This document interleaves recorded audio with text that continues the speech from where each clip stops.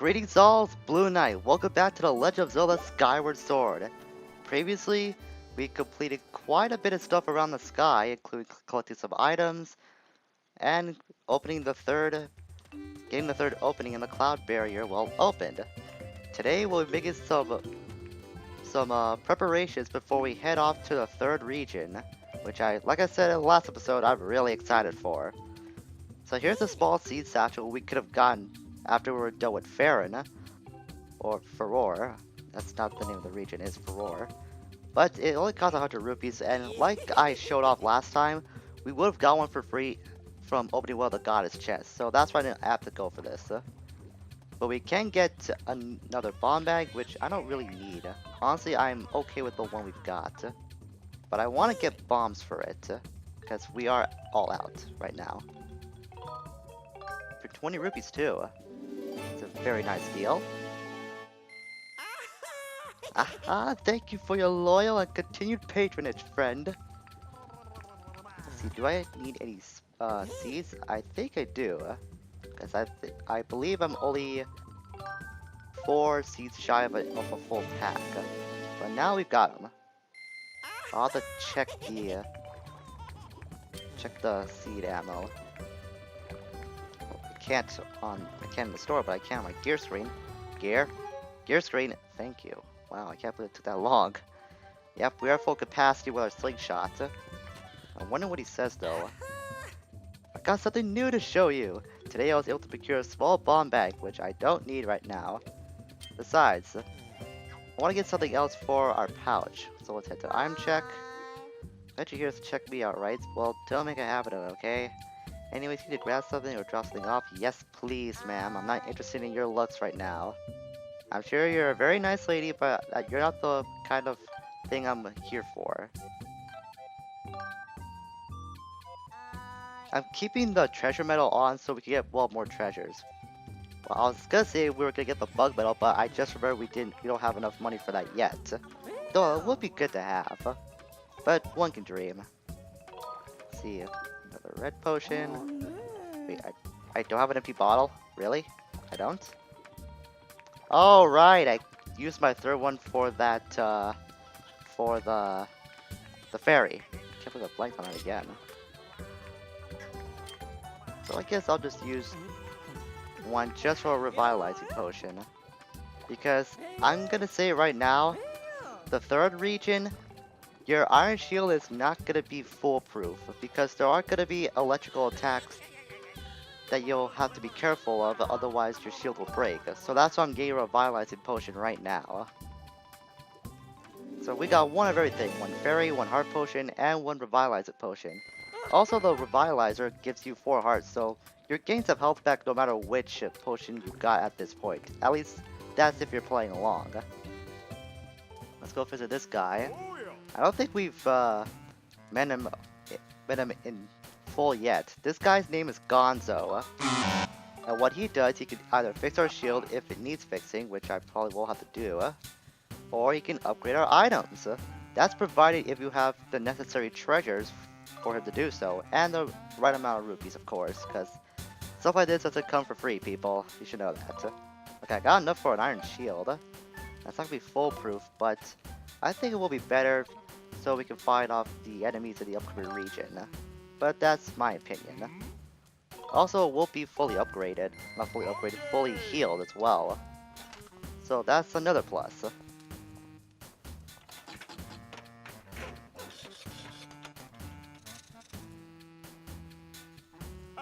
All done, here you go. And now we have a reinforced shield. This heavy shield is even tougher than the standard iron shield. Anything else you want me to take around, just let me know. So this is kind of why I prioritize treasures over bugs, because you can use these to upgrade your inventory, which is very useful. Trust me on that. Now let's see, I want to show off the reinforced shield that has a different description. A strengthened iron shield. It won't burn or easily break, but it's not protective against electrical attacks.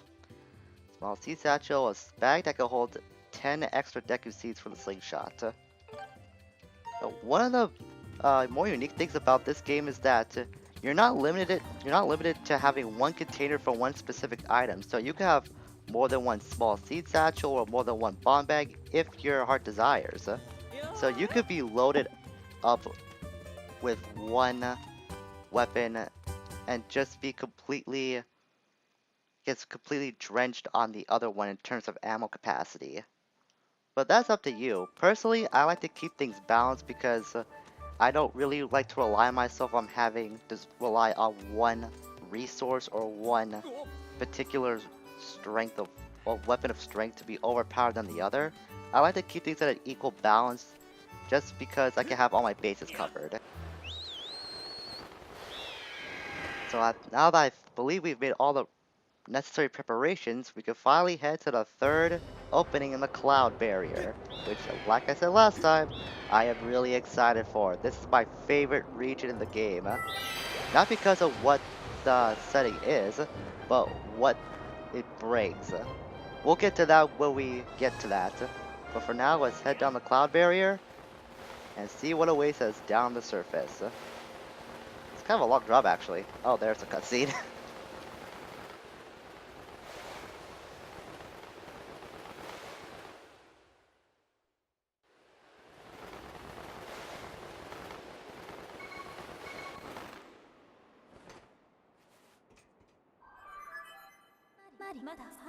A report, Master Link. We have arrived at the Laneru mine.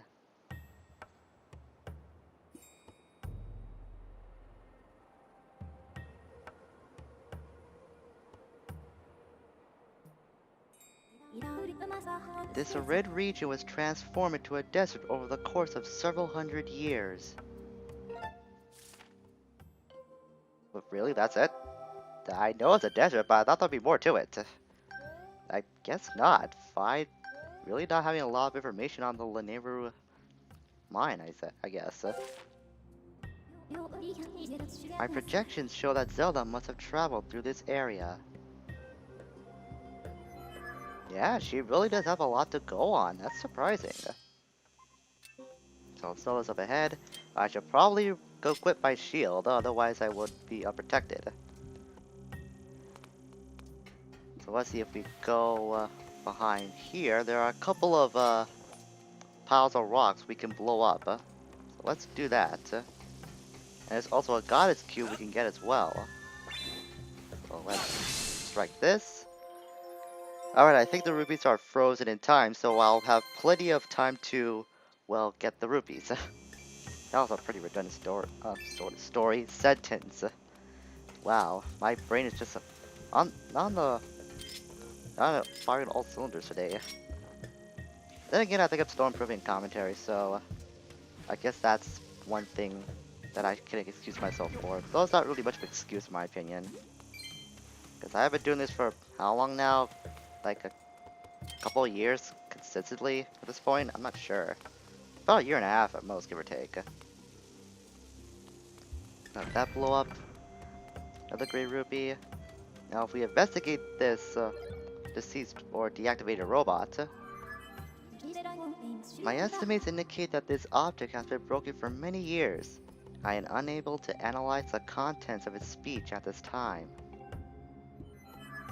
So we could target it for more information. That's if we could find or learn anything about it. This robot is part of the LD-301 series of artificial life forms. As just one of a number of mass-produced robots, it was not assigned a name. These robots usually work to mine time shift stones and provide maintenance. Very interesting, huh? Getting a bit more of the, I guess, backstory of this whole region. Or probably just the Laneru mine portion. That's gonna be a tough word for me to get used to. Okay, steady, steady. Ah, crap, I missed it. I think I took way too long on that, that's why they flew away. Oh well, I'm pretty sure we'll come across those insects later. Let's mark this bird statue for later, and we'll just proceed forward. So we're not really into what I really like about this whole region yet. We're just getting started, but it's kind of barren at first, but once we get a bit into the region, then we'll be in for quite a treat. Or at least I will, because I like this region a lot. Yes, game, I know we got the Monster Claw. You don't have to remind me, but I know you want to do that every time I boot it up. It's not necessary, but you'll do it anyways because you're just a video game that's full of coding and programming and numbers and letters and all that stuff, and I'm just human. I have no idea what that tangent was for. It just sounded really stupid in hindsight. Or retrospective. Whichever comes first. More piles of rock. Uh-oh. Yellow choo-choo, if I remember correctly. Yes, that's what you are. They are capable of generating electricity for short bursts of time. As with other choo-choos, I suggest you remain on guard. If you make contact with this type of choo-choo when charged, it will give you a shock. Then it will attempt to feed on you. This is not pleasant. Really, Fi, I don't think getting devoured by a choo-choo is a favorite pastime, especially in the land of Zelda, or at least through Zelda's history. So red choo-choos are the first of electric-based enemies that we'll find in the Lanayru region. These are very common throughout this particular level, I guess. It's not really a level since it's all connected to one big world. I guess region will have to do, or area. But as I was saying, the Lanayru region is home to a lot of electric-based enemies, so be very careful around here when you have the Iron Shield, because it won't protect you that much, or at all, from electric-based attacks as we've learned previously. Whoa, there's even more. I tend to have a bit of trouble with yellow choo-choo, mostly because I get really impatient to try to attack them rather quickly, but what I do, most of the time they're always charged up and I take a lot of consistent damage. So patience is another key factor where you're going against the yellow choo-choo. What you got? Green and blue rupee. At least we're filling up on our wallet very nicely. Now you can see ahead we see that very big purple stone nearby. Just want to push this ahead because we're about to encounter, we're gonna need this cart.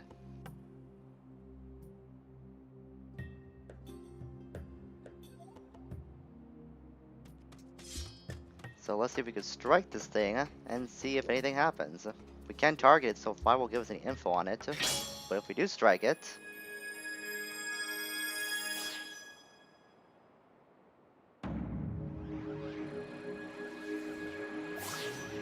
the whole area comes to life. That's the gimmick of this portion of the Lanayru mine. We'll be encountering time shift stones every now and then so we can alter time during our adventure here. I thought I was going to talk about it, but I guess not. So we can collect this new treasure right away, an ancient flower. Legends say this beautiful flower flourished in the ancient past. Supposedly it glows in the dark. A new treasure, the first one of the Lanayru region. So let's investigate more about it. That's per my policy.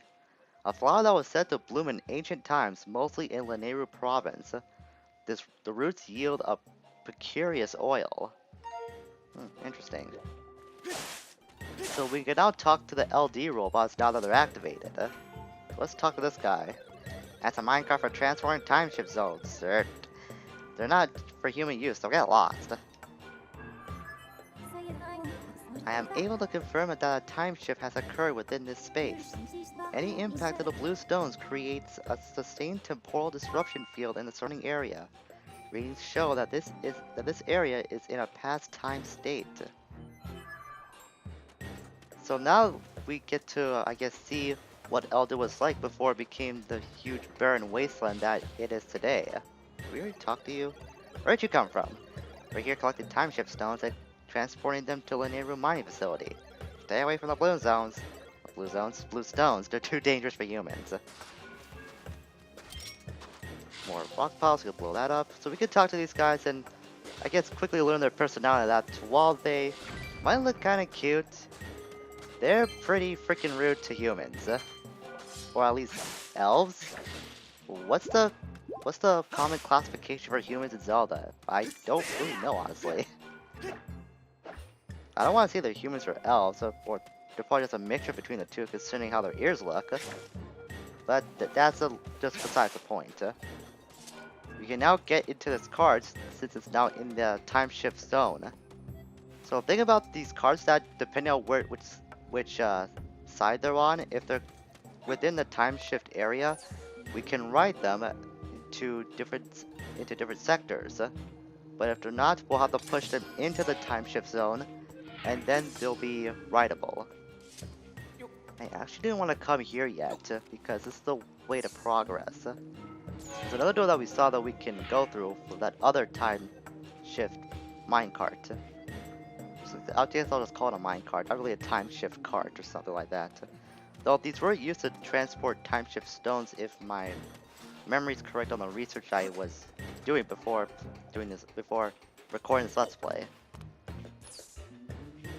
So you may have recognized the big robot-like statues that we saw at the beginning of the Lanayru mine, because these guys were actually, I guess, once ruled this land. They were just here to, I guess, work on it or mine it for resources for like another more dominant species.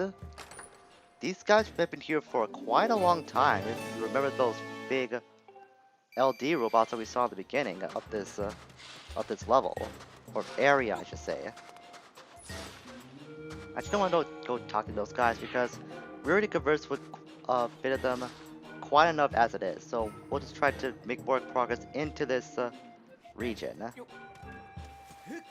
head back here. I'm not sure how you get those other two rupees off the conveyor belts, so we're just gonna leave them for now. But yeah, that's what I really like about this level, is the time shift stone gimmick it has going for it. It really makes it unique and stand out among all the other regions, well, all three of them. I don't really know why I was saying all of them like there's more than 3 or 5. But it does really make it stand out for the other regions, and that's the kind of thing that made me remember the Lanayru region the most. So we can now hit this time shift stone, and it will bring another bit of the area into a past time state. You can activate all the time shift stones simultaneously. They only work one at a time. Time shift stones power us as well as the machines we use. That's why we have to stay hard at work. Well, what about you? You're interested in the time shift stones? Then you should take a tour of Lanayru mining facility. I guess not all these robots are mean, so that's good to know. A little bit of bomb skip ball, and boom, there it goes. And now we can head even further, as we might get closer to this mining facility. Ah, more yellow choo-choo. Those guys are gonna be a bit of a hassle to fight in this region. But they're just the beginning of our problems when it comes to electric-based enemies in Lanayru. So those guys, enjoy fighting them while you can, because we're gonna face off against a lot more annoying enemies later on. That's provided if you're not careful enough. We can bomb these pieces of the wall to get some valuables behind them. Let's head down this hole, and there's another small chest. Whoa, almost rushed into that time. That's what I was mentioning earlier. I tend to rush finding these yellow choo-choos because I know how much of a danger they can be to you. At least from my experience, so I'm going to try to be a bit more careful to find them this time around. Ooh, hello there. Come on, get over here. Get over here. Don't bury on the ground, thank you. This is a Lanayru ant. It said these ants store water deep in their nests, allowing them to thrive even in the intense heat of the open desert. A new bug that we found. Find more info about it. A desert insect that is often found in swarms. Has a fate that's so ugly it's cute. I don't really see it. But hey, to each their own. Slice of that. That had nothing. Oh, that had another Lanayru ant which I stepped on. Whoops. Well, it's not like I prioritize bugs over treasures that much, so it's no big deal. Collect this, another blue rupee, very nice. Oh, keys. Almost didn't see him there. Actually, almost running out of bombs that quickly. Wow. I probably should have got a bomb bag in reality. But I'm pretty sure we might encounter some at some point. I'm not sure when. Then again, I don't think we'll be using bombs that much in this region. I'm not sure. It's been a while since I went through it, admittedly.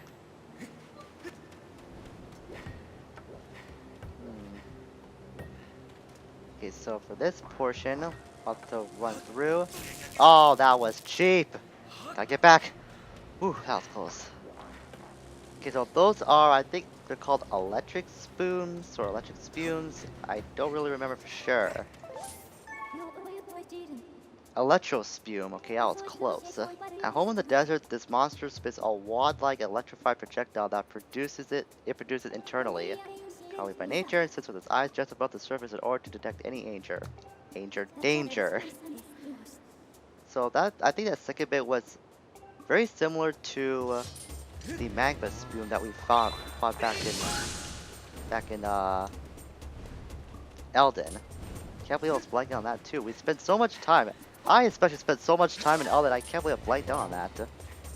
So we can't take these guys out with bombs, but as you can clearly see, I only have one left, so I gotta be a bit more careful than usual. Ooh, that was very, very painful. The 2 Skyward strikes will take him out. That's actually news to me, because I haven't done that before. Like I said, I always rely on bombs to go after the spumes. Oh, that was cheap. I was not fully recovered from stamina loss. Fool. I'm just gonna try to make it to the other side alive. Because I'm just getting my butt handed to me right now. What if I could stun him with my slingshot, though? Probably do that. Yep, so that'll give me enough time to get to this little island. Get that stamina fruit. And made it to the other side. Sweet. If I remember correctly, we might be entering the next area up ahead. It could take a bit to get to it though, so as much as I don't want to, I think I'm gonna stop here for today because we have to work quite a bit to open that door, and this video is already running long enough as is, so that's why I'm stopping here. So next time on Legend of Zelda Skyward Sword, we'll be opening that door and see what awaits us on the other side. If I remember correctly, it's going to be a very, very big area, so we're going to be in this region for quite a while. Probably longer than the Elden region, but that's just my estimation. So until we meet again, everyone, farewell for now.